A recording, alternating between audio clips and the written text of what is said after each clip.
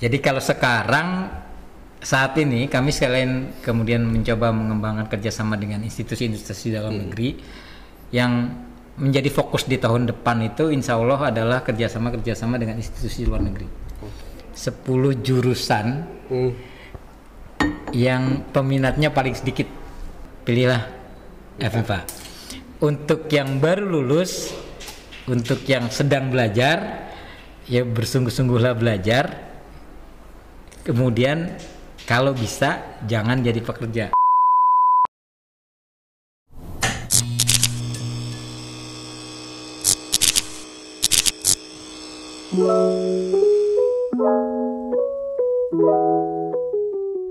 Halo Sobat Biru Hitam, kembali lagi bersama saya Faris hanya di Ngobras, ngobrol asik bareng Humas.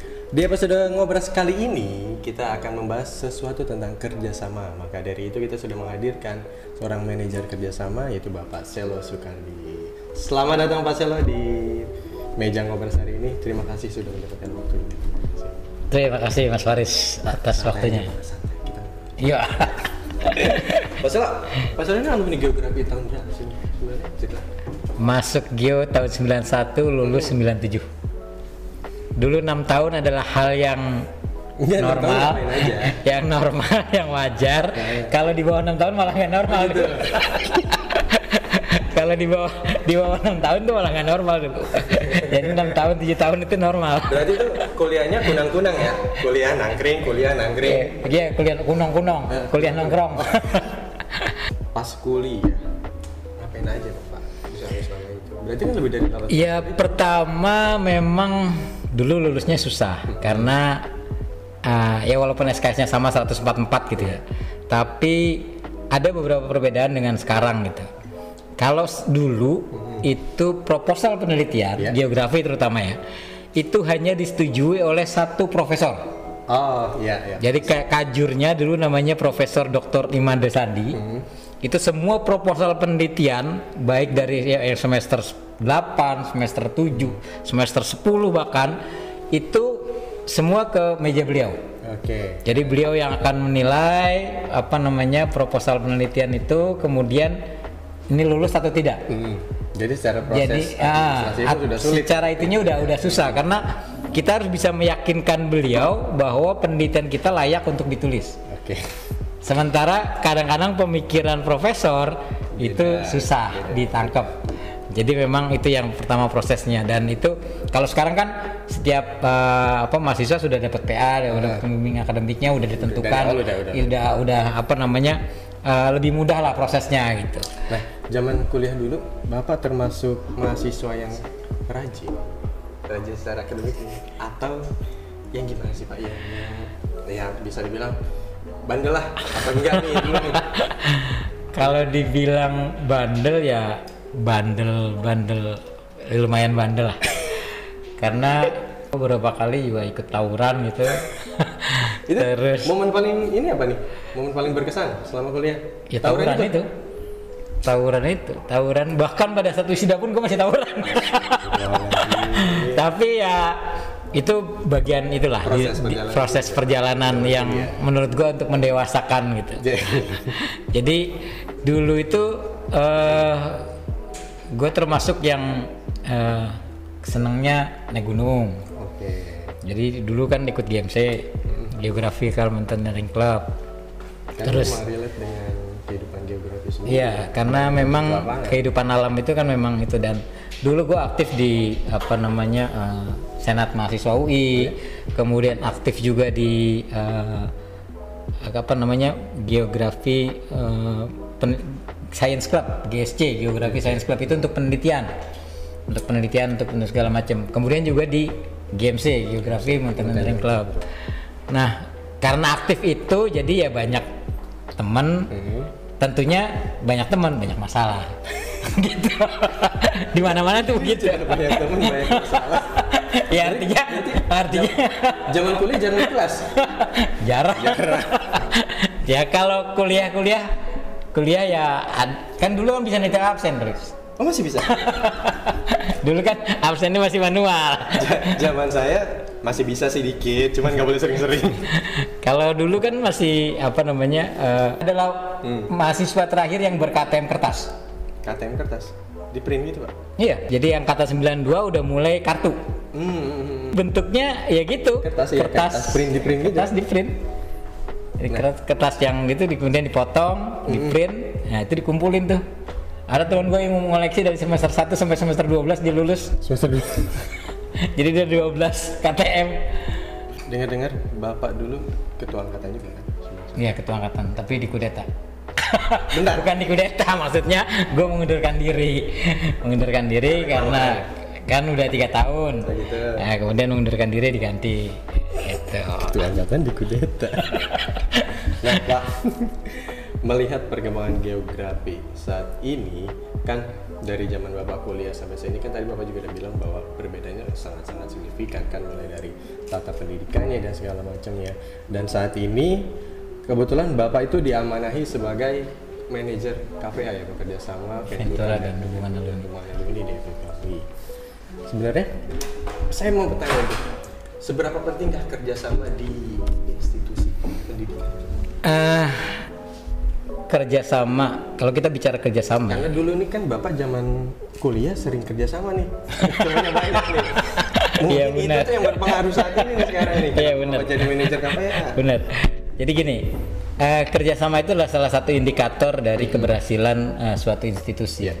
Jadi kalau semakin banyak kerjasamanya, jadi dalam bahkan dalam pemeringkatan dikti itu kerjasama juga mempunyai poin di dalam pemeringkatan untuk universitas gitu. Nah, kenapa menjadi penting? Karena dengan apalagi dengan program Pak Mas Menteri yang sekarang gitu ya. MBKM. MBKM, Merdeka Belajar Kampus Merdeka, di mana semua kegiatan ada 8 poin MBKM itu, salah satunya magang, kemudian mikro kredensial, kemudian mengajar, mahasiswa mengajar dan segala macam. Itu dibuktikan dengan adanya PKS atau perjanjian kerjasama atau MOU, Memorandum of Understanding, atau MOA, Memorandum of Action, gitu ya. Jadi dan kedepannya ini akan sangat penting untuk bagaimana kita menjalin kerjasama, karena dengan MBKM itu kan kalau dulu zaman saya kuliah itu mahasiswa hanya di kampus. Di kampus dibekali ilmu dan segala macam, kemudian pada saatnya dilepas keluar pada saat lulus. Tapi kalau sekarang diharapkan mahasiswa itu sebelum lulus mereka sudah bergerak keluar. Sudah punya bekal, sudah punya pengalaman untuk kemudian terjun di dunia kerja atau di dunia yang akan dia tekuni lagi, ibaratnya karirnya. Sehingga dengan itu dibutuhkan ya tentunya mitra-mitra kerjasama untuk bisa membuat mahasiswa-mahasiswa kita, terutama yang MBKM ini yang sudah siap kemudian untuk ya baik magang, baik kemudian melakukan mikro kredensial tadi atau segala macam yang di dalam MBKM itu. Nah itu diperlukan tentunya mitra-mitra kerjasama, dan itu harus dijalin bukan cuma dengan di atas kertas tapi tentunya dengan action. Ibarat kata gini ya, maksudnya ada program sekian, terus kita harus cari wadahnya apa sih untuk mahasiswa sekian. Iya, betul. Nah, kalau di MIPA sendiri, MBKM kan memang dimulai dari 2019-2020 nih Pak nih. Program kerjasama apa aja terbaru? Yang tahun ini yang paling Pak? Adalah memperbaiki, pertama kita punya dari data yang saya dapatkan dari bidang kemahasiswaan gitu ya. Untuk tahun 2021 ini itu kita punya sekitar 300-an mahasiswa yang magang di hampir sekitar 30 institusi. Nah, selama ini magang itu dilakukan hanya dengan surat permintaan magang. Artinya itu belum menjadikan dasar untuk tadi MBKM tadi, karena kan harus dasarnya adalah PKS. Nah, kami mau memperbaiki itu untuk kedepannya setiap kali ada permagangan maka dilakukan PKS. Karena selama ini kan biasanya tuh program magang itu mahasiswa mencari dulu kan, mencari betul instansinya, institusinya apa nih yang mau kita tempatkan. Nah sekarang kita mau tawarkan. Sekarang dibalik. Iya sekarang kita tawarkan ke mahasiswa gitu ya. Ini kita udah punya perjanjian kerjasama dengan katakanlah Indosat, kemudian AWS, iya, kemudian apa namanya pokoknya yang kita tawarkan tuh nanti saya akan list gitu ya. Kemudian nanti akan kami tawarkan di semester berikutnya di semester depan untuk mahasiswa-mahasiswa yang mau melakukan magang itu kita punya tempat di mana saja. Nah itu tentunya harus melakukan pendekatan ke mitra kerjasama tersebut supaya mereka mau menerima mahasiswa magang. Kemudian apa namanya kan yang namanya mahasiswa magang itu kan juga nanti harus didampingi dari dosen mitranya dan harus ada dosen pembimbingnya. Jadi memang itu untuk proses pembelajaran di luar itu dibutuhkan effort yang lebih dari apa yang sekarang dilakukan gitu kalau untuk memenuhi MBKM tadi, untuk memenuhi MBKM tadi. Sampai saat ini skup kerjasama yang ada di lingkungan MIPA itu kan apakah berkaitan hanya untuk akademik saja atau ada non akademik? Kalau tadi kerjasama itu kita bagi kerjasama itu ada kerjasama akademik, non akademik, bisnis dan Tengmas. Iya, oke. Jadi kalau kerjasama bisnis itu dilakukan oleh LST, Lembaga Sains Terapan, itu di bawah Ventura atau sebenarnya secara struktur mereka di bawah dekan langsung, tapi di bawah koordinasi dari KVA. LST ini yang bergerak yang sebagai unit usaha yang mencari kerjasama bisnis di luar. Oh iya paham. Jadi kerjasama katakanlah konsultasi apa segala macam itu LST yang sifatnya profit. Walaupun di dalam UKK-nya sendiri UKK LST itu kan sudah ituan penuh ya, fleksibilitas penuh, sudah punya kemampuan untuk melakukan jalan sendiri, nyari duit sendiri, mengelola uang sendiri gitu. Dan itu di segi kerjasama bisnis. Nah, kerjasama yang dipegang oleh KVA itu yang secara langsung ditangani KVA itu kerjasama akademik. Kemudian non akademik yang menggunakan fasilitas MIPA. Contohnya Pak? Contohnya Ventura kantin misalnya. Oke. Berarti sponsor. Iya, yang kerjasama sponsorship. Ya, kemudian tenan-tenan yang lain, katakanlah fotokopi, kemudian Indomaret misalnya. Kerjasama pemanfaatan aset lah. Kerjasama pemanfaatan aset itu dilakukan oleh KVA. Aset itu bisa berupa tanah, bisa berupa bangunan. Kalau misalnya katakanlah gedung multidisiplin ini mau disewa untuk kantor ya kerjasamanya ke KVA. Gitu. Nah, terus kemudian kerjasama akademik. Kerjasama akademik itu biasanya dilakukan antar perguruan tinggi, baik dalam dan luar negeri, ataupun dengan institusi pemerintah lain, atau institusi swasta yang lain yang misalnya kayak kita kerjasama dengan Prudensial. Mereka memberikan beasiswa kepada mahasiswa-mahasiswa MIPA, kemudian nanti outputnya mereka bisa kerjakan di sana. Kemudian juga dengan BMKG misalnya, BMKG menyelenggarakan program pasca sarjana di sini, dapat beasiswa dari BMKG, kita yang mengelola. Kemudian kerjasama akademik yang lainnya ya katakanlah misalnya pertukaran mahasiswa. Kemudian dalam rangka MBKM juga nih sekarang kita udah semuanya menujunya ke MBKM. Pertukaran mahasiswa, kemudian pertukaran dosen, riset bersama dan segala macam. Kopi dulu kopi.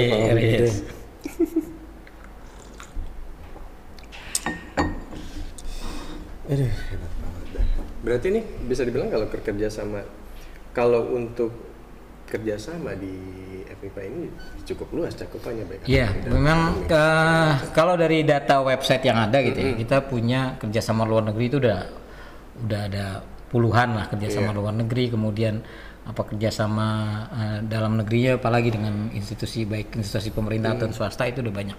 Tapi memang banyak yang masih jadi kendala adalah sekarang bagaimana kami punya sistem, kami sedang merencanakan sebuah sistem untuk yang mudah-mudahan bisa berjalan di tahun depan gitu ya. Bagaimana memantau kerjasama itu?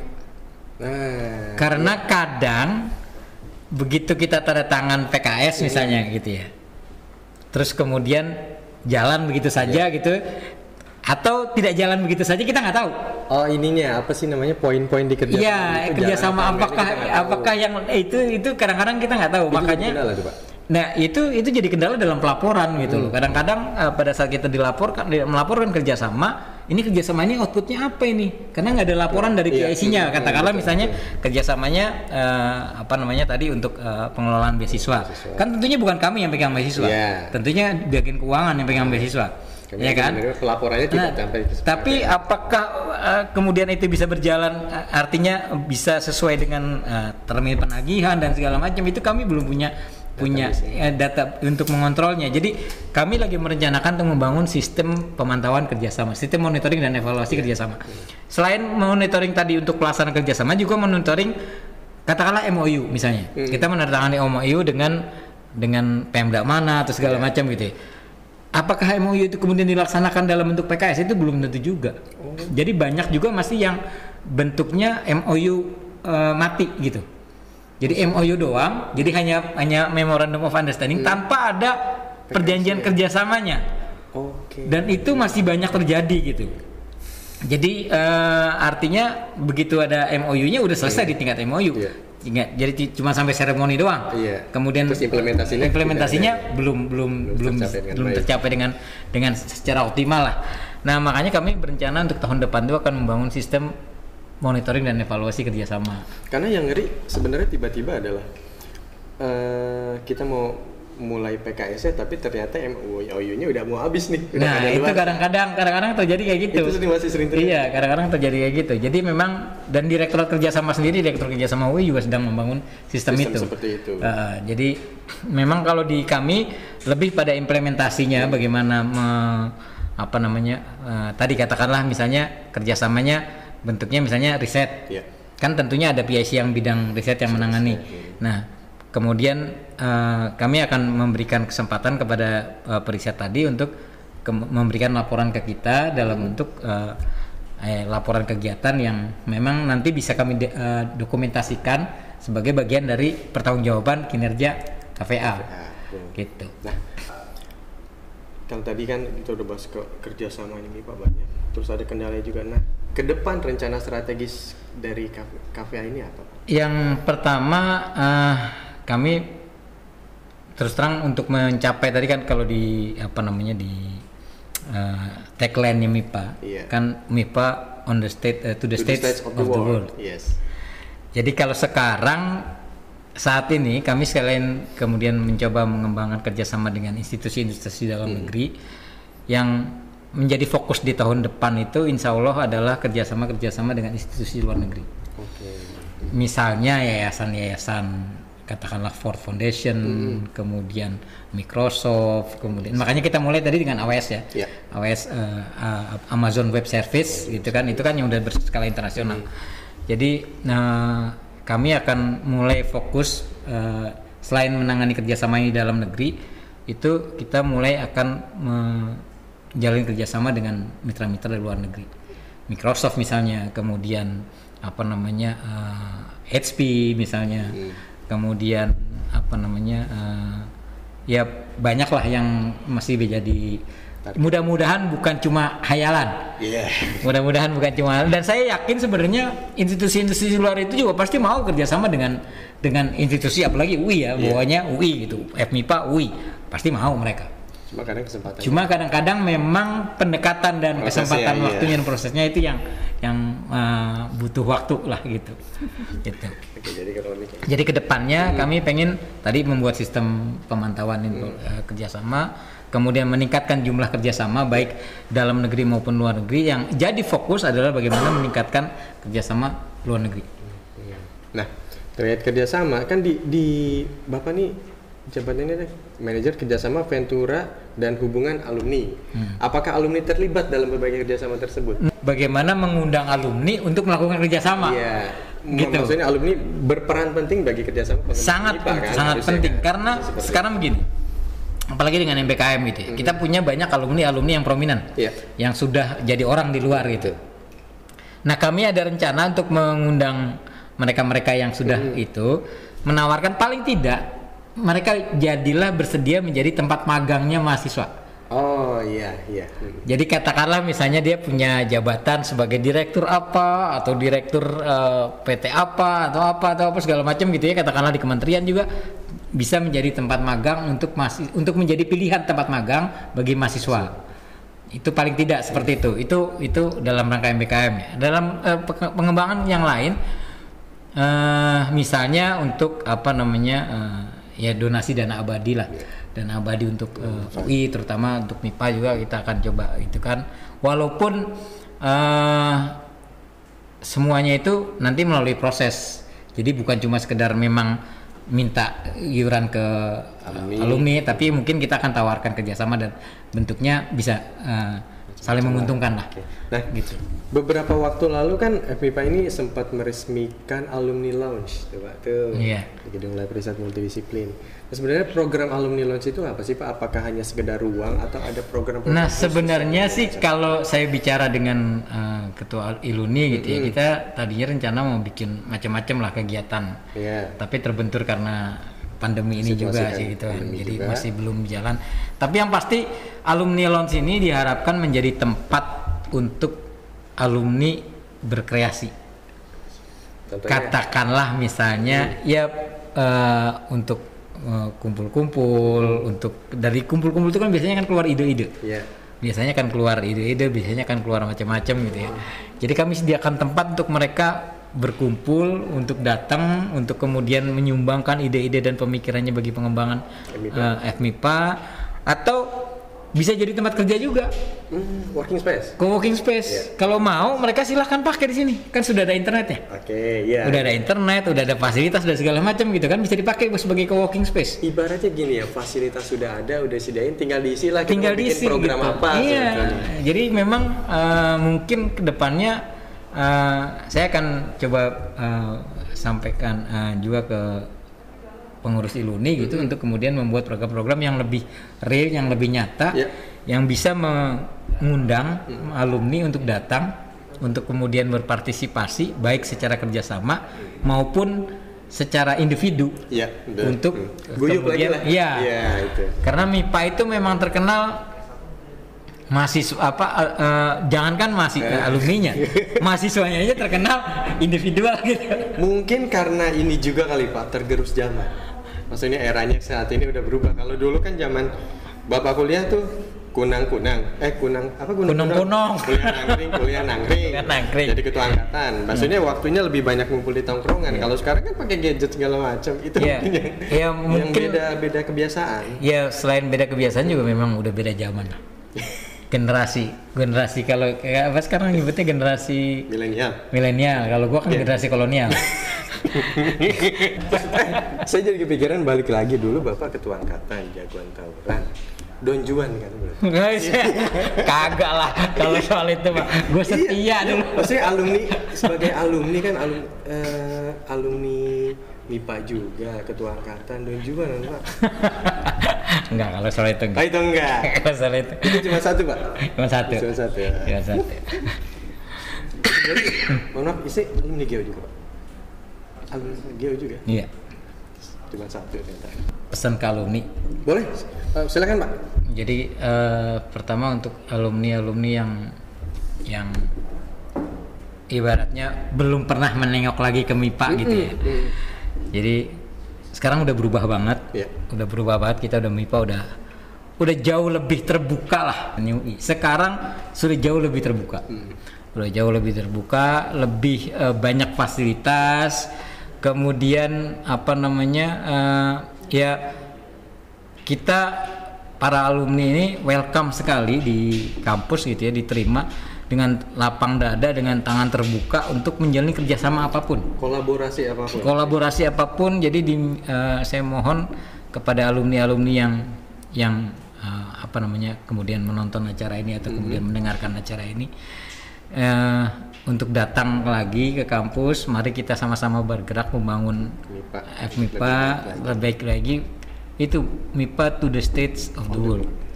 Gitu. Ruangannya udah ada, ruangannya udah ada, fasilitasnya udah ada. Ayo ngumpul Ayo sini, kita bikin program bersama-sama untuk kemudian memajukan FIPA. Pak, sebelum saya closing, pesan dari Bapak untuk generasi muda, tadi kan untuk alumni gitu, generasi milenial dan mahasiswa FIPA. Nah, yang MIPA ini yang agak apa namanya? Ya menyedihkan sih enggak sebenarnya. Detik gitu ya. 10 jurusan yang peminatnya paling sedikit. Kok bisa sih, Pak? Berdasarkan SPMB ya. Dan itu MIPA ada 4 jurusan. Yeah. Nah, sebenarnya yang mau saya katakan gitu ya, untuk walaupun di apa namanya berdasarkan jumlah peminatnya tetap saja jauh lebih banyak peminatnya dibanding apa yang diterima gitu. Tetap saja perbandingannya minimal 1 banding 5 gitu. Tapi menurut saya sekarang itu belajar ke MIPA itu tidak lagi identik dengan hanya ilmu-ilmu dasar. Tapi kita bisa lanjut dengan pengembangan dan segala macam, dan percayalah bahwa kalau kuliah di MIPA itu nggak melulu jadi apa namanya pemikir, bukan jadi thinker ya. Tapi bisa jadi entrepreneur juga. Percayalah bahwa itu apa namanya adalah suatu proses. Jadi marilah kalau saya mau itu mengundang untuk yang mau kuliah, pilihlah FIPA. Untuk yang baru lulus, untuk yang sedang belajar, ya bersungguh-sungguhlah belajar. Kemudian kalau bisa jangan jadi pekerja, tapi jadi mempekerjakan orang. Jadi pengusaha. Walaupun dari MIPA, tapi percaya saya bahwa itu pasti bisa.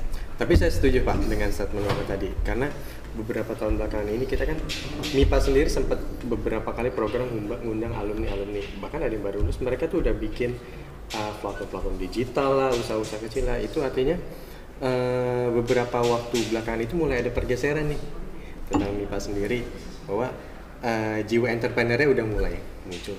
Itu sama saya. Iya sih, mudah-mudahan sih itu yang akan terus ditumbuhkan di apa. Apalagi kurikulum yang MBKM yang baru ini kan 3 semester loh. Iya. Boleh keluar gitu. Boleh menggali ilmu keluar, mau segala macam, mau apa. Kalau dulu kuliah bener-bener di dalam doang, gitu. Kalau keluar kita izin. Kalau kerja gitu ya, katakanlah kerja di magang di tempatnya, izin kuliah. Nah, sorry, zaman Bapak ada KKN nggak, Pak? Ada. Ikut KKN, Bapak? Enggak.